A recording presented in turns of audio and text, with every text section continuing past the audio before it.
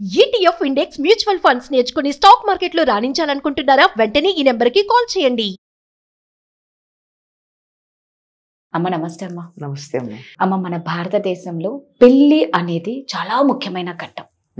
పాశ్చాత్య దేశాలు కూడా మనకు అంత విలువ ఇవ్వనీకి మన సంస్కారాన్ని ప్రతిదీ చాలా మంది నచ్చుతుంది.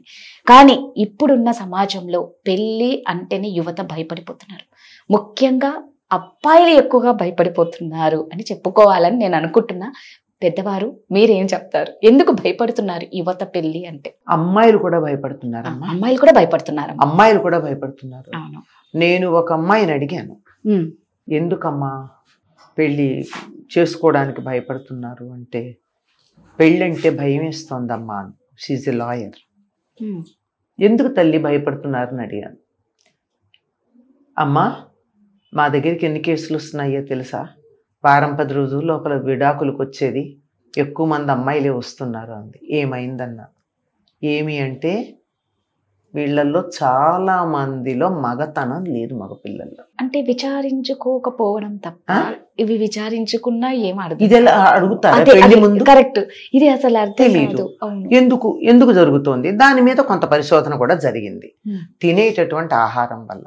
సాధారణంగా మనకి పాలు వాటిల్లో ఉండేవి గేదెలకి ఫిమేల్ హార్మోన్స్ ఇస్తారు కదా పాలు ఎక్కువ ఇవ్వడానికి. అందువల్ల అవి ఎక్కువ తీసుకుంటే వీళ్ళల్లో ఫిమేల్ హార్మోన్స్ ఎక్కువ వచ్చి మేల్ హార్మోన్స్ ప్రొడక్షన్ తక్కువ అవుతుంది. చూడండి, మగపిల్లలు చాలా మంది గడ్డాలు మీసాలు ఉండట్లా. అందుకని కాస్త ఉంటే చాలు పెంచుకుంటున్నారు ఈ మధ్య. ఎందుకు పెంచుకుంటున్నారంటే, మిగిలిన వాళ్ళకి లేదు, నాకు ఉందని చూపించుకోవడానికి. నిజం అది కదా. చాలా మంది మగపిల్లలకు కనపడం, ఆడపిల్లల్లాగా ఆకృతి కూడా తయారవడం మనం గమనిస్తూ ఉంటాం చాలా మందికి. దీనికి సోయా తినడం ఒక కారణం. ఈ పాలల్లో వాటిల్లో హార్మోన్లు ఇంజక్షన్లు ఇచ్చిన గేదెల యొక్క పాలు తాగడం కారణం. దీన్ని మనం ఏం చేయలేము, మన చేతుల్లో ఎక్కడుంది అది? సోయా మానేయగలుగుతామేమో కానీ పాలు మానేయలేం కదా మన చేతుల్లో. అందుకని చాలా మంది ఈ మధ్య పాలు మానేస్తారు. మా పిల్లలకి పాలు ఇవ్వము మేము, మా పిల్లలు ఇలా పాడైపోతే చూడండి బాబు, ఆ పిల్లాడు మగ పిల్లాడు కాదు, ఆడపిల్లాడిలాగా ఉన్నాడు. అలాంటి అవ్వకుండా ఉండాలి అని. ఇది one of the reasons. It's not the main, one of the reasons. So ఆడపిల్లలు భయపడడానికి ఇది కారణం ప్రధానంగా. ఒకప్పుడు వేరే ఉండేవనుకో, అత్తగారుల పోరు ఇలాంటివి. ప్రస్తుతం చాలా మంది ఆ అమ్మాయి ఒక లాయర్ చెప్పినటువంటి మాట ఏమిటంటే, వారం 10 రోజుల లోపల 15 రోజుల లోపల విడాకులకు వచ్చినవన్నీ కూడా ఇలాంటి కేసులేనమ్మా ఎక్కువ అని. అప్పుడు ఈ 4 రోజులు 5 రోజులు వారం రోజులు అయ్యాక డాక్టర్ దగ్గరికి వెళ్తే, అందులో అమ్మాయిలకు కొంచెం అవేర్నెస్ ఉంది కనుక ఇప్పుడు పెడితే దట్ వాజ్ ప్రూవ్డ్ ఇంపార్టెంట్ అని. That's the reason many of the girls are not interested in getting married. One thing. సరే, మగపిల్లలు అంటారా, బాధ్యత తీసుకోవడానికి ఇష్టం లేక. బాధ్యత చాలా కష్టం కదమ్మా. చాలా కష్టం అమ్మా బాధ్యత. ఒక్కసారి పెళ్లి చేసుకున్నాక భార్యని పోషించటం నీ బాధ్యత అని మన సమాజం చెప్తోంది. అంచేత అది ఇష్టం లేదు. తర్వాత అమ్మాయికి రకరకాల కోరికలు ఉంటున్నా కోరికలన్నీ తీర్చగలనో లేదు అన్న భయం ఒకటి. దీనికి మగపిల్లలు భయపడుతున్నారు.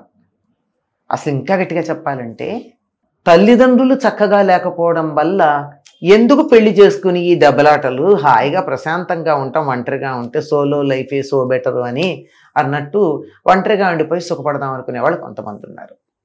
పిల్లలు పెళ్లికి ఒప్పుకోవాలంటే తల్లిదండ్రులు అన్యోన్యంగా ఉండాలమ్మా.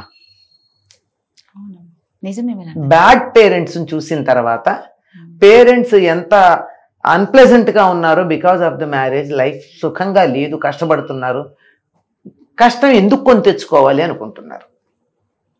కానీ వాళ్ళు అర్థం చేసుకుంది ఏమిటంటే, అప్పుడప్పుడు దెబ్బలాడుకున్నది కనపడుతుంది కానీ వాళ్ళకి అన్యోన్యంగా ఉన్నది, ఆనందంగా ఉన్నది వాళ్ళకి ఎందుకు కనపట్టలేదు?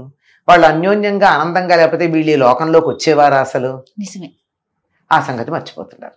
ఇది పిల్లల దృష్టి దోషమైతే, పెద్దవాళ్ళు మాత్రం వాళ్ళ పిల్లలు పెళ్ళిళ్ళకు ఒప్పుకోవాలంటే కొంచెం పిల్లలు ఎదురుగా దెబ్బలాడుకోవడం మానాలి. చాలా తీవ్రంగా దెబ్బలాడుకుంటారు. ఇప్పుడు అమ్మాయి ఉంది, పుట్టింటి వారిని అంతా తిడుతూ ఉంటాడు నాన్న, అమ్మ పుట్టింటి వారిని. ఈ అమ్మాయికి అమ్మ నాన్న అంటే ఇష్టం, పెళ్లి చేసుకోవడానికి ఇష్టపడతాం. పెళ్ళైన దగ్గర నుంచి వాడు మా అమ్మ నాన్నని తిడుతూ ఉంటే నేను వినలేను అని. ఇలాంటివన్నీ కొన్ని అందరి దగ్గర అని చెప్పాం. ఇప్పుడు ఇంకో అస్సలు ముఖ్యమైనది ఏమిటంటే, ఇది ఒకానొక ప్రధానమైన అంశం అయితే, ముఖ్యమైనది ఏమిటంటే బాధ్యత స్వీకరించడానికి ఇష్టం లేదు. నడిచిపోతోంది కదా, ఏది కావాలన్నా స్విగ్గీలో ఎవ్రీథింగ్ జస్ట్ ఏ కాల్ అవే అందుబాటులో ఉన్నప్పుడు బాధ్యత ఎందుకు తీసుకోవాలి? అందుకని బాధ్యత తీసుకోవడానికి ఇష్టం లేని వాళ్ళు ఈ మధ్య డింక్ అనేటటువంటి ఒక దాన్ని ప్రారంభించారు. తెలుసు కదా? తెలుసా? డింక్ తెలీదా? తెలీదా? Double income no kids. Double income no kids. DINK. Oh, double income no kids. No kids. ఇద్దరు ఉద్యోగాలు చేస్తారు, సంపాదించుకుంటారు, హ్యాపీగా ఉంటారు. పిల్లలతో ఎవరి ఇండివిజువాలిటీ వాళ్ళది. ఎవరు ఒకళ్ళ దగ్గర ఒకళ్ళ తలొగ్గాల్సిన పని లేదు. పిల్లలు ఉంటే తలొగ్గాలి, ఖచ్చితంగా కావాల్సిన ఎంజాయ్మెంట్ అంతా ఉంటుంది లైఫ్లో, హ్యాపీగా ఉంటారు, అంతే. No kids. ఈ డింక్ కల్చర్ మనకి సిటీస్లో బాగా, అందు మెట్రోపాలిటన్ సిటీస్లో బాగా వచ్చేస్తుంది. అందులోనూ ముఖ్యంగా లక్షలంటే కూడా తప్పేమో, సంవత్సరానికి 1/2 కోటి అలా సంపాదించటం. అలా సంపాదించేటటువంటి వాళ్ళ ఆ జాబ్స్లో ఉన్న వాళ్ళల్లో ఈ డింక్ కల్చర్ బాగా కనపడుతుంది.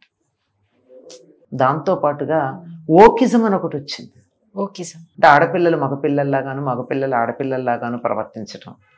మేకప్లు అలాగే చేసుకుంటారు, డ్రెస్సింగ్ అలాగే చేసుకుంటారు, బిహేవియర్ అలాగే ఉండి ఇలా మాట్లాడుతూ ఉంటాడు అబ్బాయి, అమ్మాయి ఏమి ఇలా మాట్లాడుతూ ఉంటుంది.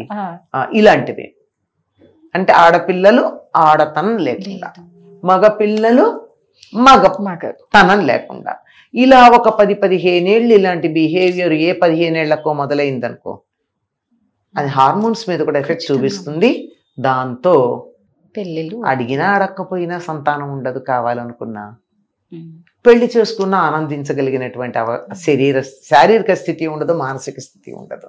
ఇలాంటి దౌర్భాగ్యపు సంప్రదాయాలు ఎక్కడెక్కడి నుంచో ఈ దేశం మీద దాడి చేసిన దానికి ఫలితంగా మనం ఇటువంటివన్నీ చూడాల్సి వస్తుంది. ఒక రకంగా అంటే ముందర అబ్బాయిలు పెళ్లిళ్ళు చేసుకోవాలంటే తల్లిదండ్రులు బాగుండాలి, పిల్లలకి కాస్త 18 ఏళ్ళు రాగానే పెళ్లి చేసే ప్రయత్నాలు చేస్తే ఇండివిజువాలిటీ అనేది ముదిరిపోకుండా ఉండగా, నిజమమ్మా, ఇండివిజువాలిటీ వదలద్దంటల్లా, నేను నీకు అనుకూలంగా ఉంటాను అన్నది నా ఇండివిజువాలిటీ అనేది కూడా ఒక ఇండివిజువాలిటీలో భాగమే కదా. అది ఎలా ఉంటుంది? నిజమే అమ్మా. బాధ్యత తీసుకోవడానికి భయం. చాలా చక్కగా చెప్పారమ్మా, ధన్యవాదాలు.